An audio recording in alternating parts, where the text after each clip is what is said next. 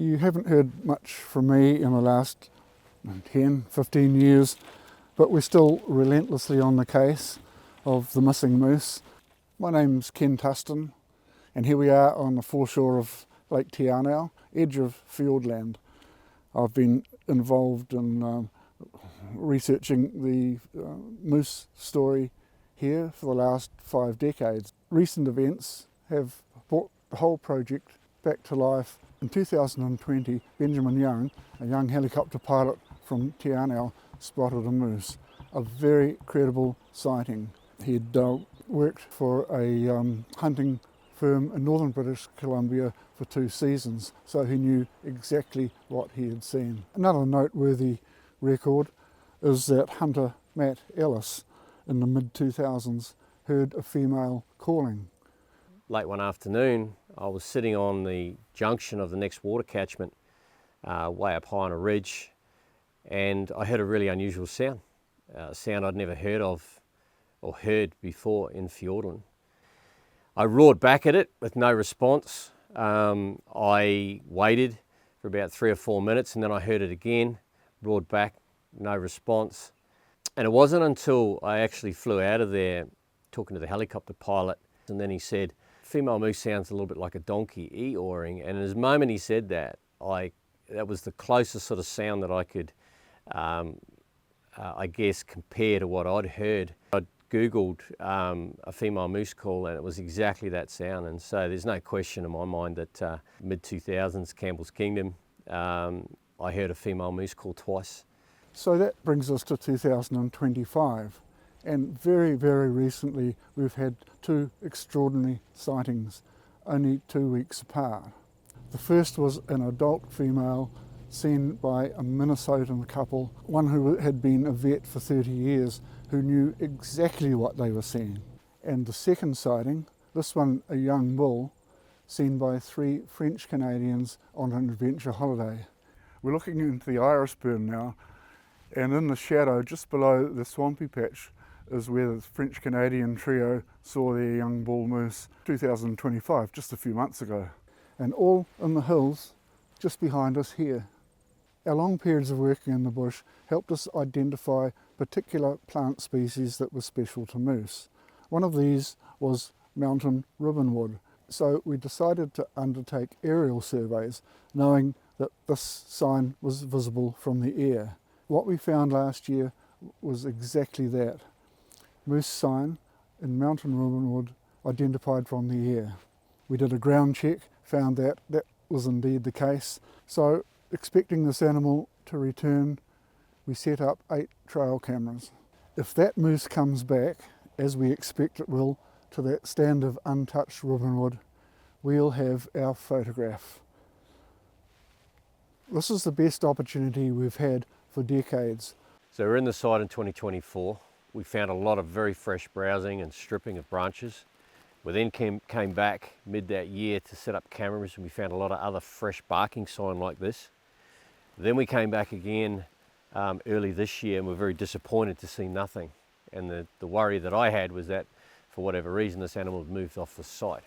And here we are today recovering cameras that have been in here for 7 months, and we're seeing fresh sign like this everywhere in this clearing, and we're in an area that would be a couple of 100 square metres with very consistent debarking, very consistent snapping, and sign that's sort of scattered over anything from a week to several months ago.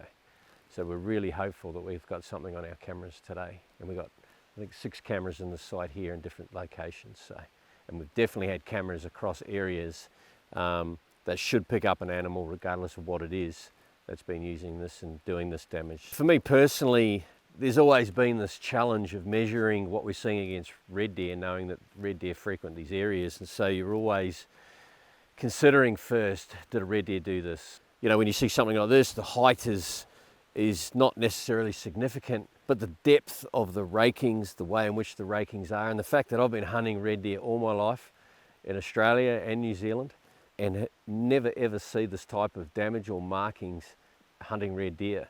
You see plenty of rub trees. This is not a rub tree. There's no evidence of any damaged bark below these markings. everything that was taken from these is all gone. And so combine that with browsing, with snapping of limbs that are well above head height. You know, we consider these sites significant and definitely within the realms of a moose. And we will see later today.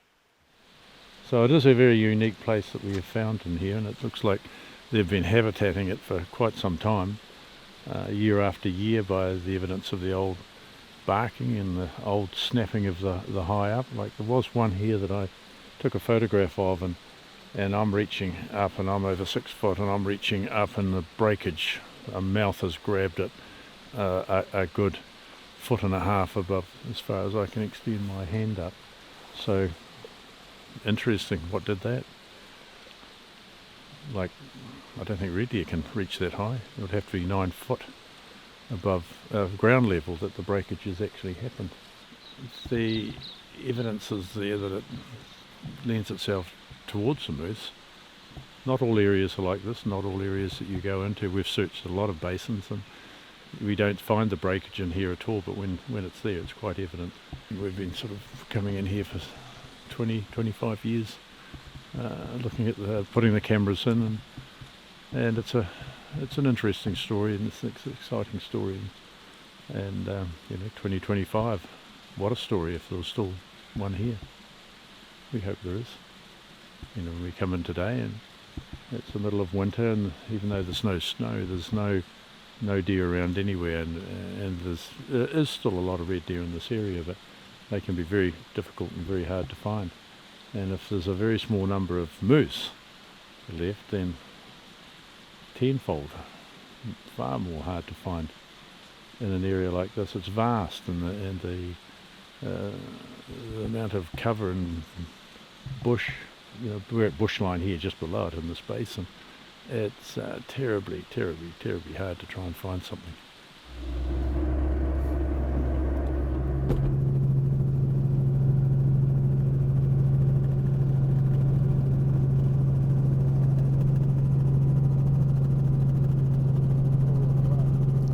You can see from our flight just what a vast landscape Fiordland is. There could be a moose in any of these valleys. It just goes on and on and on, and it's a difficult place to navigate. We know that we had an animal on site, which gives us high expectations, but we've worked with trail cameras before, and it can be full of disappointments. This is the first time we've had cameras in that spot. I know. Where we've actually seen sign while the cameras are in there. If we can link up sign with a shot, fabulous. So this is the ribbonwood during summer at full bloom. Yesterday when we were in there, these were just all skeletons. The leaves had since dropped. So this is what the moose pull down from the canopy when they feed. They're basically reaching up, grabbing a mouthful of leaves or grabbing a stem, bending it over, stripping it off. And then a lot of what we saw yesterday was the examples of that, where the stems were snapped, twisted, and then obviously the leaves were removed. Plus we saw barking down in these lower areas. Spiker, red deer spiker, and probably his mother. Bit of snowfall in July there. Same spiker we've seen. So this is the last card for the series of cameras that we've been looking at this morning, that we picked up yesterday. This particular camera, and this just seems to be just a common situation with putting cameras in the bush, that one of the cameras that we had high expectations for seemed to have stopped working in March. And the period of time we were really hoping to see is missing. And so again, another frustrating outcome where we know an animal's been in there, but we've failed to capture it on camera, and we've had 6 cameras on that site, all pointing in different directions. Plenty of red deer, but no moose. That's disappointing. We had a big opportunity there to get it right, get our shot that we've been really hoping for. we're used to these sort of disappointments, and it doesn't shake our absolute conviction we've got moose living in Fiordland right now. Of course, we've got all those recent sightings. We just haven't added to it with our picture on site amongst the sign, which is so distinctive.